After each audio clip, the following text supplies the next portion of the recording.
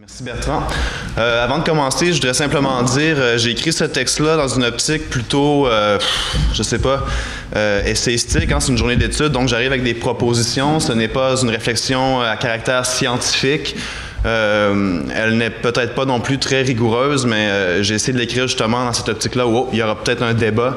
Donc, j'imagine qu'il y aura des gens ici qui ne seront pas d'accord avec ce que je vais dire. N'hésitez pas à me confronter ou simplement à me dire non, ça n'a pas d'allure, c'est fort probable. Donc, voilà.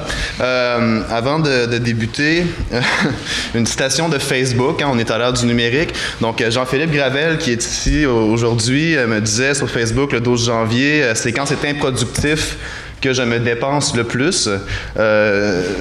C'est un peu, c'est un peu dans l'esprit de ma réflexion, donc je me lance.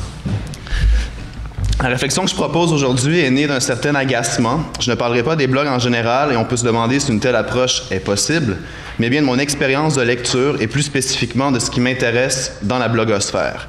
Parce que s'il y a des milliers de blogs soporifiques, je crois qu'il existe aussi des blogs importants et l'énorme proportion de nullité ne doit pas nous empêcher de considérer avec sérieux cette pratique relativement récente.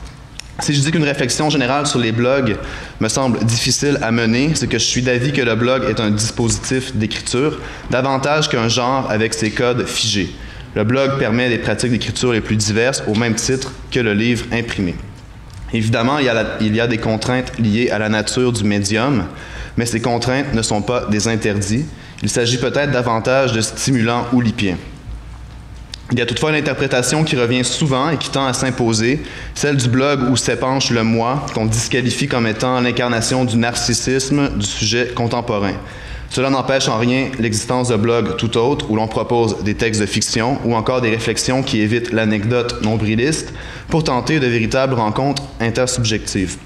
Je propose d'envisager le blog comme un mode d'expression autosuffisant, où la chaîne de production littéraire, et j'utilise volontairement ce terme industriel, est réduite à sa plus simple expression, l'écriture d'un auteur d'une part et sa rencontre avec le lecteur d'autre part. La valeur du blog résiderait là, dans ce geste d'écriture gratuit, cette dépense d'énergie qui risque la pure perte au profit d'une authenticité qui, elle, a quelque chose d'inaltérable. Mon irritation est causée par une certaine propension que je remarque dans le discours critique et journalistique à insister sur les blogs de création qui ont mené à un livre imprimé. Au Québec, cela a commencé à ma connaissance avec les chroniques d'une mère indigne de Caroline Allard, Un taxi la nuit de Pierre-Léon Lalonde et Lucie le chien de Sophie Bienvenue, tous publiés en 2007 chez Le Méac.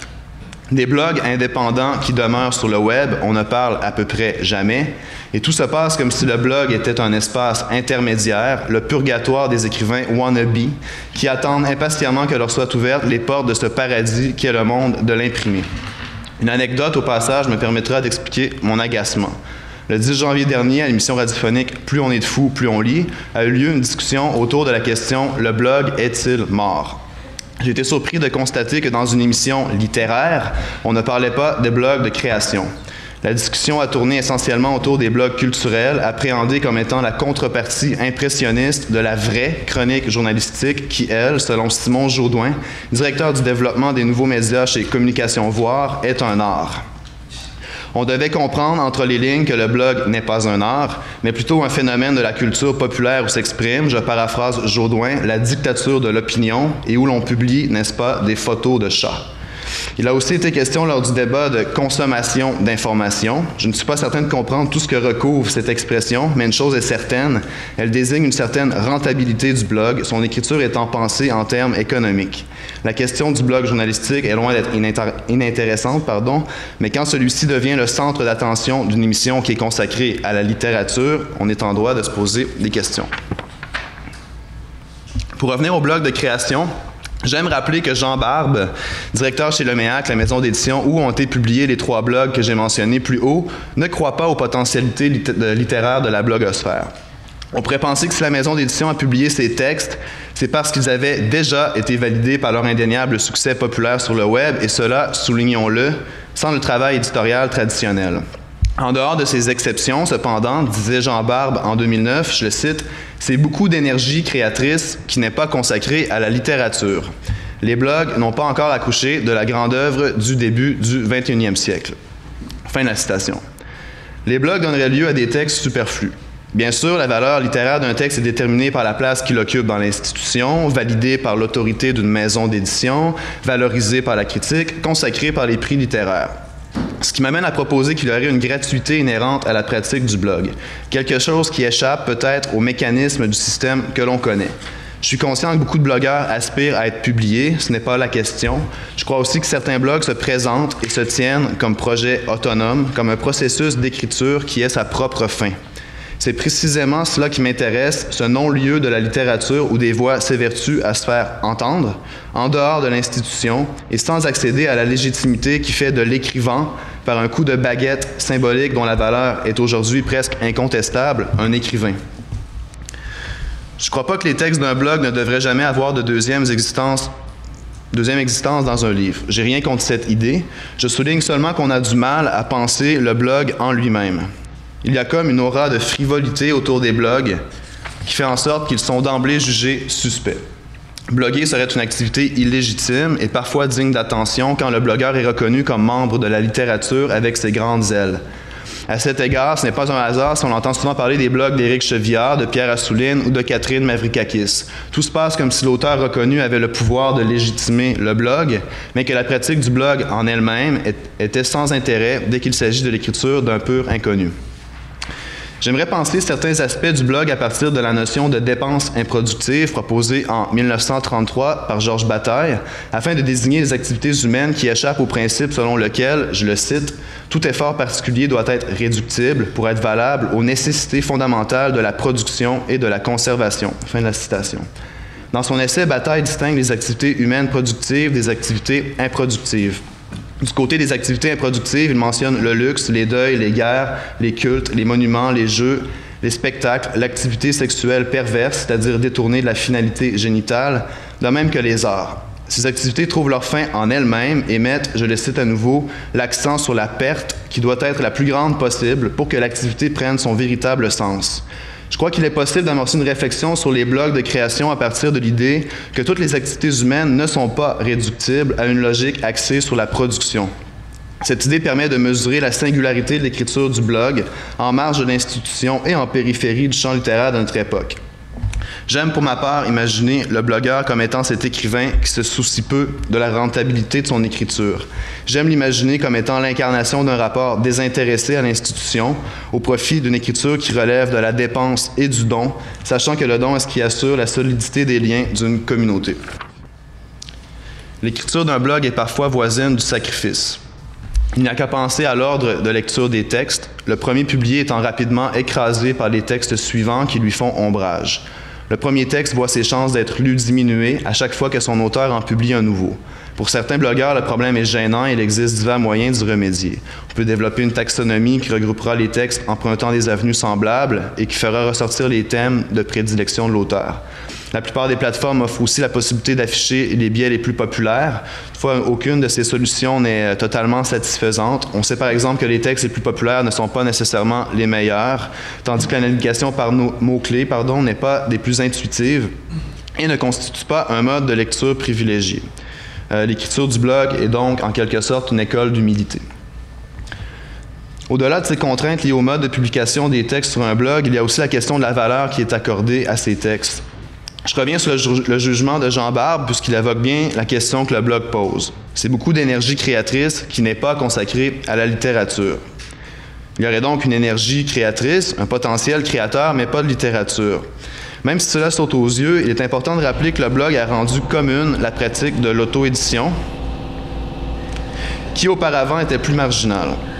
Aujourd'hui, peut-être comme jamais auparavant, l'écrivain peut être connu d'un nombre considérable de lecteurs, et ce, sans le support des éditeurs, des journalistes et des libraires. Pourtant, on le sait, on le sent, cette reconnaissance de la part d'un certain nombre de lecteurs, qu'ils commentent ou non les textes publiés sur le blog, ne suffit pas. Cela en dit beaucoup sur le rapport fétichiste que nous entretenons à la littérature aujourd'hui. D'une façon purement abstraite, ce qui devrait faire l'écrivain, c'est l'acte d'écriture. Or, il n'en est rien. Le livre a un pouvoir sacralisant. Ce n'est pas seulement l'écriture qui fait l'écrivain, mais bel et bien l'objet livre, de même que les différents acteurs qui confèrent au livre sa valeur symbolique. Ce que je remarque dans la blogosphère que je trouve admirable, c'est le culot qu'ont certains blogueurs de s'autoproclamer écrivains. Ceux-ci pensent l'écriture du blog comme étant un geste sérieux et s'arrogent le droit de participer à la littérature sans l'attestation des instances ayant traditionnellement le pouvoir de les consacrer. Je pense par exemple à Amélie Paquette, l'auteure de Déprime explosive, un blog qu'elle nourrit sur une base régulière depuis plus de 10 ans.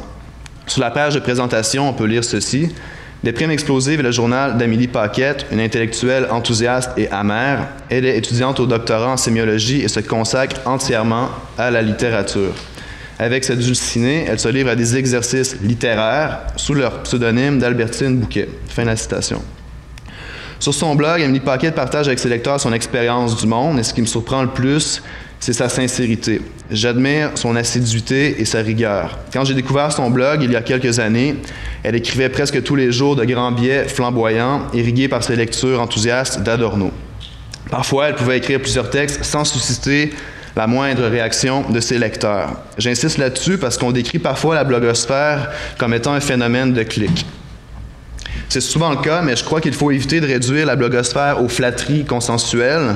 Avec le recul, on peut constater que des groupes de blogueurs se forment et se dissolvent à chaque année. La complaisance n'est pas un moteur d'écriture puissant et, faut-il le rappeler, on s'acoquine aussi dans le milieu de l'édition. À lire Déprime explosive, on comprend que son auteur n'accorde que peu d'importance à la reconnaissance de ses pairs. Il a quelque chose d'infatigable dans sa pensée critique et un certain désespoir dans son effort constant de dévoiler ses pensées les moins consensuelles, comme s'il s'agissait d'un appel à des semblables silencieux qui la croiseront peut-être un jour sur le réseau. On se rend compte en lisant ces textes que le blog peut être une pratique sérieuse, vitale, aussi sacrée que l'est pour nous la littérature consacrée. On a affaire à une écriture de soi qui se conçoit comme altérité qui s'expose. L'auteur a d'ailleurs signé un texte à propos des blogs cette année sur le site de Salon Double intitulé « Une littérature qui ne se possède pas ».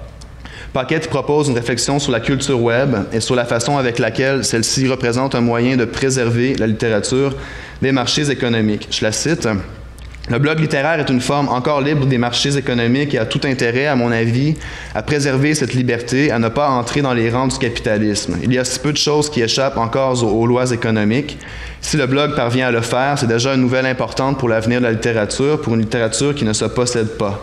Dans cet esprit, Internet est encore un territoire neuf à explorer pour les écrivains, un territoire où la liberté peut encore être conquise et surtout où elle pourrait peut-être être préservée. Fin de la citation. Cet extrait permet d'entrevoir comment la blogosphère recèle une façon radicale de penser l'autonomie littéraire. L'écrivain qui aspire à être publié subit diverses pressions qui relèvent essentiellement de critères économiques. La norme esthétique des textes qui sont encensés dans les médias correspond au goût littéraire du public et donc aussi de ce que les éditeurs jugent rentable. Dans un entretien récent, Mathieu Arsenault soulignait ce problème en affirmant que la norme tend à étouffer la diversité et la vitalité de la littérature québécoise actuelle. Je le cite. L'image médiatique de la littérature québécoise actuelle construit un programme finalement assez réducteur dans ses propositions esthétiques. Du roman, avec du souffle, de la maîtrise et assez souvent une retenue, un art de la concision. Quand on parle de la relève dans les médias, c'est d'ordinaire à ceci qu'on fait référence, l'espoir que survive ce rapport à la littérature et les pratiques qui lui sont associées. Mais cette idée de la relève n'incarne qu'une forme parmi d'autres de rapport à la tradition littéraire. Ces propos s'inscrivent dans un contexte de valorisation de la poésie, mais il faut leur rendre toute leur portée et les comprendre comme étant une remise en question des instances de légitimation dont nous disposons. Dans la logique du marché du livre, il n'est pas surprenant de remarquer une certaine convergence des opinions. En ce sens, le blog Déprime explosive incarne un rapport à la littérature qui a quelque chose d'irrévérencieux et de salutaire. L'auteur s'approprie la liberté constitutive du médium pour pratiquer son écriture. Alors que certains jugent le blog comme étant une pratique narcissique, Paquette propose plutôt d'y voir une exposition volontaire d'une certaine vulnérabilité du sujet contemporain. Cette exposition trahit aussi, à mon sens, le désir d'une communauté à venir, l'espoir d'une rencontre authentique. À propos du blog, elle écrivait, je la cite, qu'il occupe une place que les autres formes littéraires, le roman, la poésie, le théâtre, l'essai ne peuvent pas ou ne peuvent plus prendre. Se présenter dans le monde comme vulnérable est en soi un grand acte de courage. De ce point de vue, le blog littéraire est un genre courageux. Il a les tempes assez solides pour se montrer aux autres sans être appuyé par l'industrie du livre.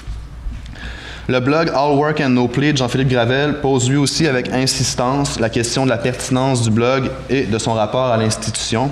Je le lis depuis janvier 2011, alors que son auteur a amorcé une réflexion intensive sur la pratique du blog. Ce qui est fascinant dans ce projet d'écriture, c'est la façon avec laquelle l'auteur joue de l'aspect modulaire du blog afin de matérialiser l'incertitude et les questionnements qui sont les siens. En un an, il a publié 110 biais qui, mis un à la suite de l'autre, donnent 225 pages à interligne simple avec la police Time New Roman en caractère 12, soit plus de 120 000 mots, ce qui est quand même assez considérable. Bravo Jean-Philippe. Ces chiffres ne disent rien de la qualité de l'écriture, évidemment, mais ils permettent d'entrevoir le degré d'engagement de leur auteur. En lisant les biais de 2011, j'ai été surpris par les nombreux jeux de renvoi auxquels l'auteur s'adonne au fil des textes. Gravel, il met en place une logique tentaculaire qui déjoue la contrainte chronologique du blog. Et c'est peut-être dans son rapport au temps que ce blog est le plus intéressant. Celui-ci rejette l'interdit implicite du texte long et assume le risque de ne pas être lu. Il impose ainsi un rythme en refusant au lecteur l'expérience fugace d'une lecture pause-café. Il exige un investissement. De la même façon, certains textes se déploient en série, par exemple la dizaine de textes sur les blogs ou encore plus récemment celle qui débute sur Jean-Luc Godard. On peut évidemment lire chaque texte indépendamment des autres, mais je crois que ces séries exemplifient à merveille l'une des différences entre le blog et le livre. La série ouverte du blog permet une expérience d'écriture et de lecture qui sont fondées sur une pensée en train de se faire, en processus, et qui se permet d'infimes modulations au fil des biais, des ressassements et des ajouts. Il faut voir dans ce projet, tout comme dans celui d'Amélie Paquette, le travail d'un auteur qui assume et qui affirme son autorité dans la solitude d'un projet littéraire auto-édité. C'est en partie pourquoi j'ai affirmé qu'il me semble inexact de penser le blog comme étant un genre. Peut-être est-il plus juste de considérer le blog comme étant cet espace où il est possible pour un auteur d'affirmer son autorité, l'écriture y étant autotélique et insoumise. À ce propos, il est savoureux de lire un passage comme celui-ci où Gravel met dans la bouche des défenseurs de l'institution les différentes objections qu'on pourrait lui adresser quand il ose jouer à l'écrivain. Je le cite. « Traitez-moi de prétentieux, de scribouilleur, de propos ineptes, de geek qui se prend pour un autre sur la blanquette électrique du blogging et des journaux privés, de procrastinateur n'ayant jamais publié de bouquin de sa vie, de matamore intellectuel, de « t'es qui toi pour te prononcer sur ceci et cela », en des termes pareils, de réactionnaires péremptoires ne comprenant rien à rien, d'infatués du bide, dont les délires de persécution n'ont d'égal que le complexe de supériorité, je suis écrivain. Pas écrivain, là, écrivain, même ici dedans, dans cette page-ci comme les autres, tant pis si ce n'est pas la modestie qui m'étouffe, j'ai payé. » Fin de la citation. Donc, je conclus rapidement. J'ai voulu brosser le portrait du blogueur comme étant dépensier de son temps et de ses idées. Cette pratique du blog s'inscrit dans le contexte plus général de la culture web, où des communautés travaillent à offrir des logiciels gratuits et où des artistes pratiquent leur art sans se soucier des droits d'auteur. Je n'ai donné que 2 exemples de dépensiers, mais je ne crois pas qu'il s'agisse d'un phénomène si marginal que ça. Par exemple, sur son blog Patty O'Green, Paul Macrous affirme qu'elle tient un blog, je la cite, parce que le partage est le sens qu'elle donne à son écriture. Et je terminerai avec ça. Dans la littérature à l'estomac, Julien Gracq décrivait magnifiquement ce partage entre l'auteur et son public comme étant une adhésion donnée dans le secret du cœur. Je cite Gracq. « C'est sur cette adhésion donnée dans le secret du cœur que se fonde la prise d'un écrivain sur son public, la société secrète qu'il a peu ou prou créée, sur laquelle il n'a que de très vagues indices et qu'il ne dénombrera jamais heureusement. C'est par elle seule qu'il est, s'il est quelque chose. » Fin de la citation. Le blog permet cette relation intime, au-delà de laquelle écrire ne signifierait rien. En cela, sa valeur est inestimable. Que cette relation soit reconnue ou non par l'institution n'y change rien. Les grandes passions, de toute façon, ne respectent jamais la vie de l'autorité.